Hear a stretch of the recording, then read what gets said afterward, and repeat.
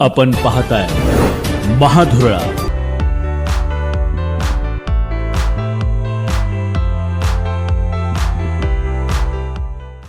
मतदान हे निर्णय घेण्याचा दिवस असतो की माझ्या गावाला नेतृत्व कसं पाहिजे, माझ्या गावाचा भविष्यात मी चेहरा मोहरा कसा बघणार आहे, माझ्या गावाचं भविष्य मी कसं बघते, माझ्या गावाच्या सुधारणा, रस्ते असू देत, लाईट असू देत, पाणी असू देत, शिक्षण असू दे, स्वच्छता असू दे, ह्या सगळ्या गोष्टी मला कशा पाहिजेल आहेत हा विचार करून टाकलेलं मत असतं.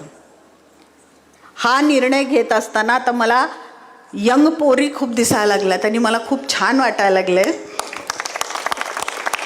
की आजपर्यंत पुरुषांची गर्दी राजकीय विषयांवर जास्त व्हायची, पण आजकाल बायकांना पण खूप इंटरेस्ट आलाय राजकारणात. आणि चांगली गोष्ट आहे की नवीन युवती सुद्धा ज्या तयार झालेल्या आहेत, ज्या यंग मुली आहेत, कॉलेजला जाणाऱ्या आहेत, त्यांची सुद्धा मतं निर्णायक असतात. लक्षात घ्या, कोणी 18 वर्षाच्या आत्ता झाल्या असतील, त्यांना आज मताचा अधिकार मिळाला असेल तर तुम्ही सुद्धा विचार करून मतदान टाका. आज रवी आहेत, ते खूप यंग आहेत. आज युवकांना राजकारणात संधी मिळतीये. युवकांना सुद्धा स्वतःला सिद्ध करून दाखवण्यासाठी संधी मिळतीये. आणि जसं मगाशी तानाजीराव बोलता बोलता म्हटले की माझी सुरुवात ही ग्रामपंचायतीपासून आहे. ग्रामपंचायतीचा 15 वर्षाचा अनुभव त्यांच्या गाठीशी आहे. म्हणजे लोकांमध्ये काम केलेला हा एक सर्वसामान्य कार्यकर्ता आहे. भाजपाचा अनुभव पाठीशी आहे, त्याच्यासोबत नव्या युवकाची जोड आहे. म्हणजे तुम्ही विचार करा, ही सांगड किती विचारपूर्वक घातली गेली असावी. आणि युवकांना संधी मिळतीये, युवक राजकारणात येत आहेत, त्यांच्या नवीन नवीन विचार आणतायत आणि नवीन प्रगतीसाठी तयार होत आहेत. ही एक खूप चांगली बाब आहे. आणि म्हणून आपण यांच्या पाठीशी ठाम उभं राहिलं पाहिजे, कारण आपला भारतीय जनता पक्षावरती विश्वास आहे, आपल्या आमदारावरती विश्वास आहे, त्यांच्या कामावरती विश्वास आहे, त्यांच्या नेतृत्वावरती विश्वास आहे. आज भारतीय जनता पक्ष हा फक्त पक्ष नाही आहे. आम्ही आज सगळी मंडळी ही विचारांनी एकत्र आलेलो आहे. हा एक विचार प्रवाह आहे. भारतीय जनता पार्टी पक्ष म्हणून फार कमी काम करते. आम्ही कुटुंबासारखं काम करतो. म्हणून आमच्याकडे जावई लेकी सगळे असतात. म्हणून आम्ही कुटुंब म्हणून काम करतो. आणि खरंच खूप खेळीमेळीत आम्ही सगळे काम करत असतो. कोणाला हेवे दावे नाहीत, कुणाची भांडणं नाहीत. महिला मोर्चा सोडला तर कोणी भांडत नाही. हा, आपण पण भांडणं थोडी कमी केली पाहिजेत. काय वाटतंय तुम्हाला, हो की नाही? आपण पण थोडी स्वतःच सुधारणा केली पाहिजे.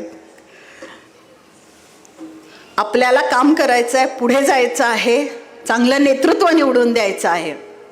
आज भाजप पक्षाचं काय काम आहे, त्याच्या योजना काय आहेत मला सांगायची गरज नाही. पाळण्यापासून मरणापर्यंतच्या सगळ्या योजना माझ्या सरकारने दिलेल्या आहेत.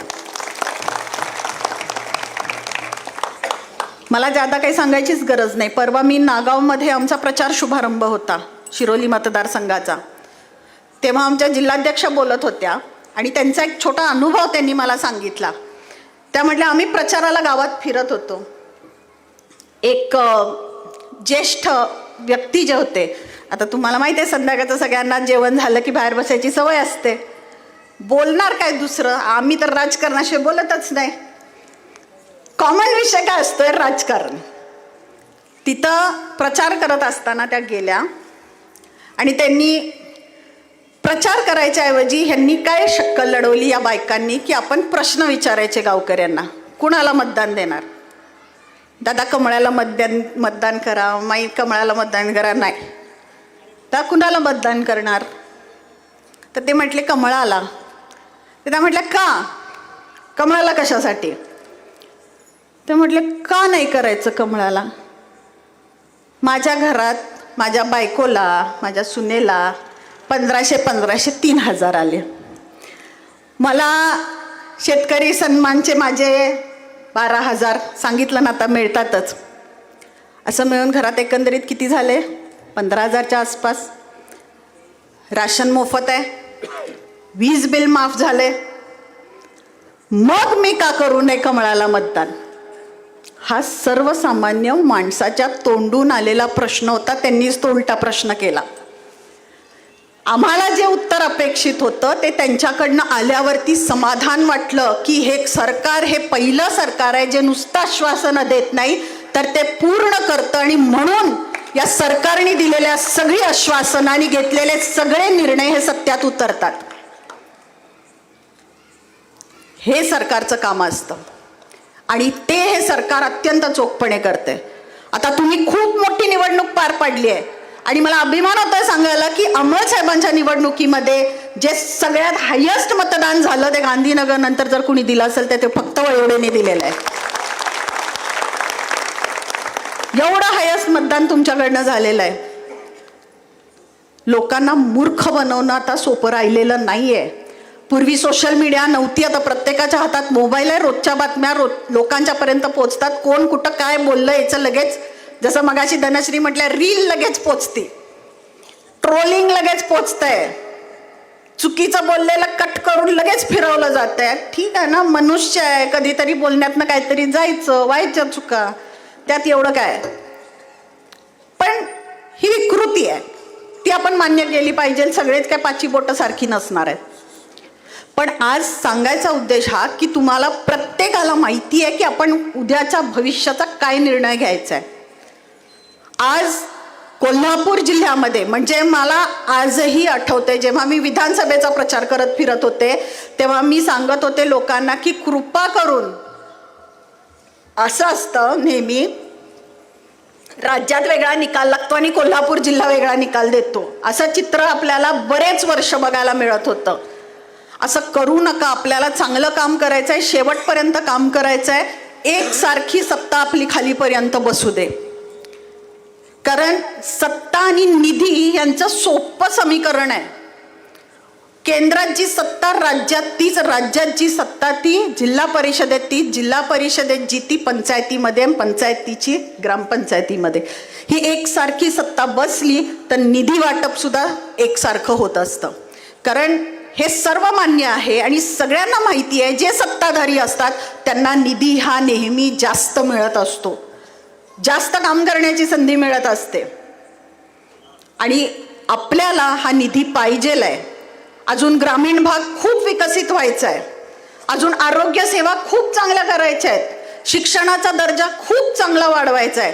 आणि याच्यासाठी मी म्हणत नाही ह्या 5 वर्षात सगळं होणार, पण आपण सुरुवात करू. अमोल साहेबांनी आमदार नसताना या गावासाठी 6 कोटी रुपयाचा निधी दिला. आमदार आता होऊन 1च वर्ष झालंय तरी सुद्धा मला वाटते 2.5 कोटीचा निधी आपल्याला वर्ग झालेला आहे. कामं चालू आहेत, प्रस्तावित आहेत.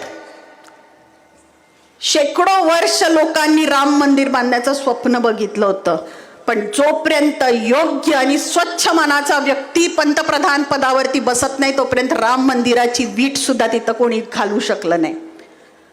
म्हणजे एखादं चांगलं काम व्हायचं असेल तर एखादा चांगला व्यक्ती चांगल्या पदावरती यायला लागतो. आणि कदाचित देवाची इच्छा असेल की अशाच व्यक्तीच्या हातनं माझं मंदिर बांधलं जावं की जो स्वच्छ मनाचा आहे, ज्याची भावना ही लोकांचं कल्याण करण्याची आहे. आणि म्हणून राम मंदिर भले 100 वर्षांनी बांधलं गेलं असेल, आपण नशिबान आहोत की आपण हयात असताना हे राम मंदिर बघू शकतोय. ते बांधणारा एकमेव नेता म्हणजे पंतप्रधान नरेंद्रजी मोदी.